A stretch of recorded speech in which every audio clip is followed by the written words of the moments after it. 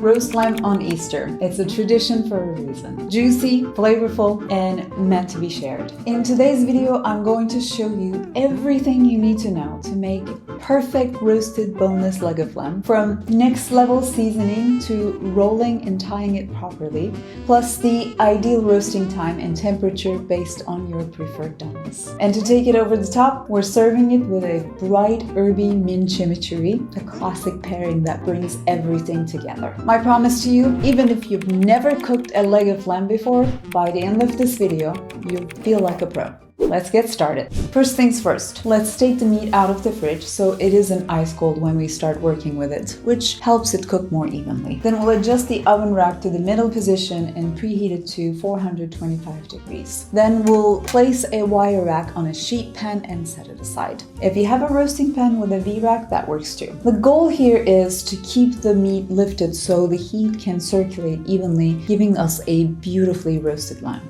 Next, let's make the seasoning. This is what takes the lamb to the next level, and it could not be easier. In a bowl, we'll combine 1/4 cup of Dijon mustard, 2 tablespoons of olive oil, 4 cloves of minced garlic, 2 tablespoons finely chopped fresh rosemary, 1/4 cup of chopped parsley, 1 teaspoon ground cumin, 1 teaspoon ground coriander, 3 teaspoons of kosher salt, 1 teaspoon of black pepper, and the zest of 1 lemon. This recipe uses 8 cloves of garlic, 4 for the seasoning, which we mince finely, and the other 4 for inserting into the meat at the end for extra flavor, which we slice. And when it comes to herbs, I like to chop them finely, especially rosemary, and feel free to adjust the amount you use. The combination of rosemary and lamb is a classic, but you can also use fresh thyme, of course, in addition to fresh parsley. We'll mix it up until everything is well combined, and we'll set that aside.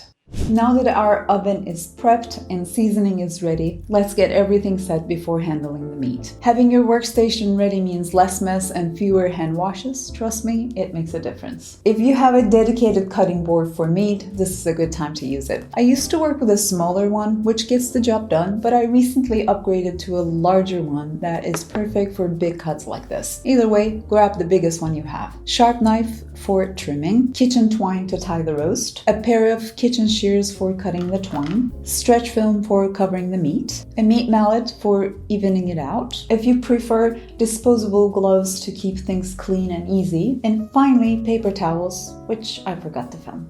Now, let's talk about the lamb. Boneless leg of lamb is usually sold in a net shaped into a bowl. When you bring it home, the first step is to remove that net. Here in the US, you'll typically find lamb from New Zealand, Australia, or the US. I usually buy mine from Costco, which carries Australian lamb, but regardless of where it's from, it's almost always packed the same way. Lamb is also sold in different ways, so choose one based on how many people you're serving. The one I'm using is just over 5 pounds, which is perfect for 6 to 8 adults, but you can go smaller or larger depending on your needs. Once we cut off the net and open it up, we'll see it's an irregularly shaped bundle of meat. The backside will have a thicker fat cap, while the inside will have some, but not as much. The first thing we'll do is lay it as flat as possible, inside facing up. We'll pat dry the meat with a few sheets of paper towels, which is crucial to get a better grip on it and also makes trimming easier. Using a sharp chef's knife, we'll remove any excess fat, focusing on the grayish, tough fat and any uneven chunks.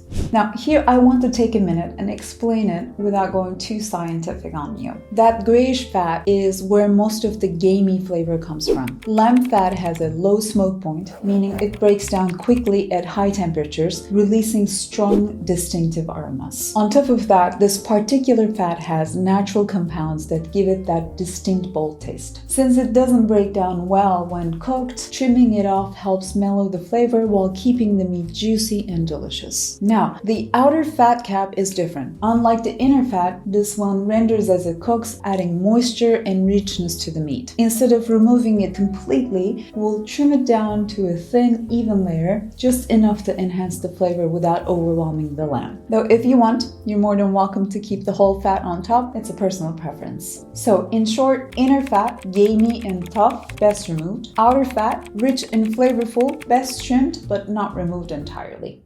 Now, let's talk about shaping. Because of its odd shape, getting this meat to cook evenly can be tricky. That's why rolling it into a uniform shape is key. But before we do that, we need to even it out a little bit. I learned this technique I'm about to show you from the folks over at America's Test Kitchen, and I think it makes a huge difference. We'll lay the meat flat, inside facing up, and spread it out as evenly as possible. Then we'll place a sheet of plastic wrap on top and use a meat mallet to gently pound, focusing on the thicker areas. The goal here is to get it about 1 to 1¼ inch thick, but don't worry if some spots are a little thicker.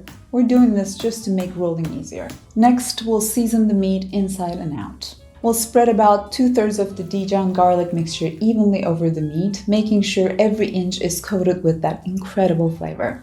Now, rolling happens in 2 stages. We'll start by rolling from the thickest part, pulling it snug as we go, and rolling it towards the center, away from us. Then we'll take the opposite side and roll it towards us, so both sides meet in the middle. At this point, it should have a uniform cylinder shape. We'll tuck in the ends as much as possible to keep everything neat and compact. Now, I want to mention one thing. Your leg of lamb might look a little different. It could be smaller, larger, or shaped slightly differently, and that's totally fine. Regardless of how it looks, this 2-step folding method helps create an even roll and keeps everything tucked in neatly. Think of what I'm showing you here as a starting point and adjust as needed to make it work for your lamb.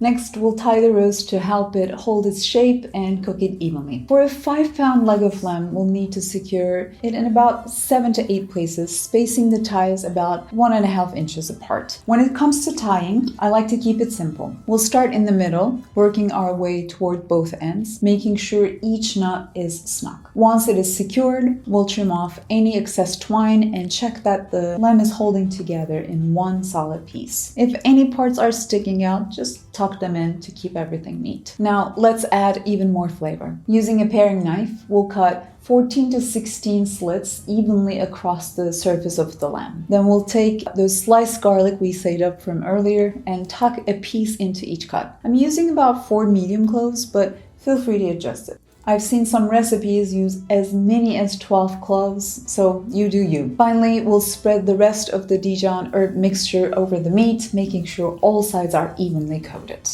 At this point, you can cover it tightly with plastic wrap and refrigerate for a few hours, which allows the flavors really sink in. If you do, just let it sit at room temperature for about 30 minutes before roasting. We'll transfer the lamb onto the preparing baking sheet and into the oven. But before that, if you have a probe thermometer, go ahead and insert it horizontally into the center and set it to your ideal temperature. A probe thermometer is a rather inexpensive investment that takes the guesswork out of roasting meat to your preferred doneness. I own this one and I cannot recommend it enough. Now, I'll talk more about the temperature and cooking time in a minute, but here's the general approach. Most recipes for boneless leg of lamb start at a high temperature, somewhere between 425 to 450 Fahrenheit, to quickly sear the outside for 15 to 20 minutes, and then lower the heat to 325 to 350 Fahrenheit for a slow, even roast. I've also seen some recipes that sear the lamb in a skillet first, then finish it in the oven. Well, that's an option, but I prefer letting the oven do the work. So we'll place it in the preheated 425 degrees oven and roast it for 15 minutes. Then we'll lower the heat to 350 degrees and roast until it reaches 120 degrees for medium rare. Now, when it comes to doneness, I prefer my lamb medium to medium rare, but here's a roasting chart for leg of lamb. I got this doneness chart from the cookbook Meat Illustrated by America's Test Kitchen. It has 3 key columns. First column, desired doneness. Second,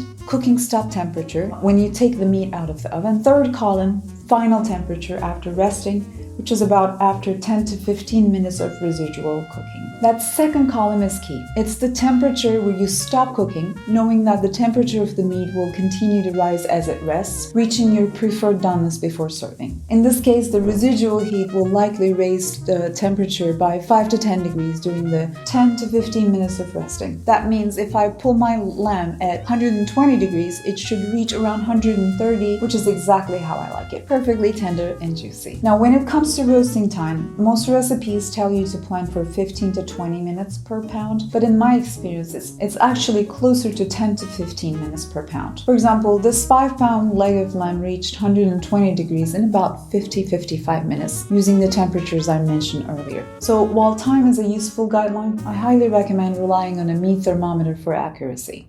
While the lamb is resting, let's talk about the classic lamb and mint pairing. I have 3 great options for you. The classic mint sauce, the British sweet and sour sauce, mint yogurt sauce, more like a Middle Eastern and Mediterranean version, or mint chimichurri, which is a classic Argentinian herb sauce made with a mint twist. All 3 recipes are on the blog, but for this video we'll go with mint chimichurri, a bright herby sauce that adds the perfect contrast to the rich lamb. Traditional chimichurri is made with parsley and oregano, but we're switching it up by using parsley and mint for a fresh, vibrant twist that pairs perfectly with lamb. To make it, we'll finely chop 1 cup of fresh mint leaves and 1 cup of fresh Italian parsley. Then we'll add them to a small bowl along with 1 small chopped red chili pepper, 3 minced garlic cloves, 2 tablespoons of red wine vinegar, half a teaspoon kosher salt, 1/4 teaspoon ground black pepper, and 1/3 of a cup of extra virgin olive oil. We'll stir to combine, taste for seasoning, and adjust if needed.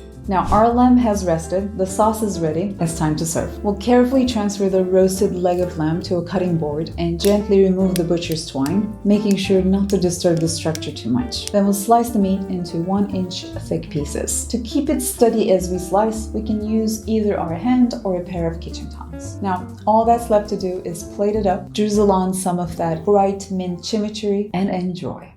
Well, that sums it up for me today. If you need pairing ideas for fresh vegetables, I have plenty of options for you on the blog post for this recipe, which you can find in the description below. If you try this recipe, let me know how it turned out in the comments, and don't forget to hit that like button if you found it helpful. Thank you so much for watching, and I will see you in my next video. We're serving it with a bright, less mess and fewer. It's less mess and fewer.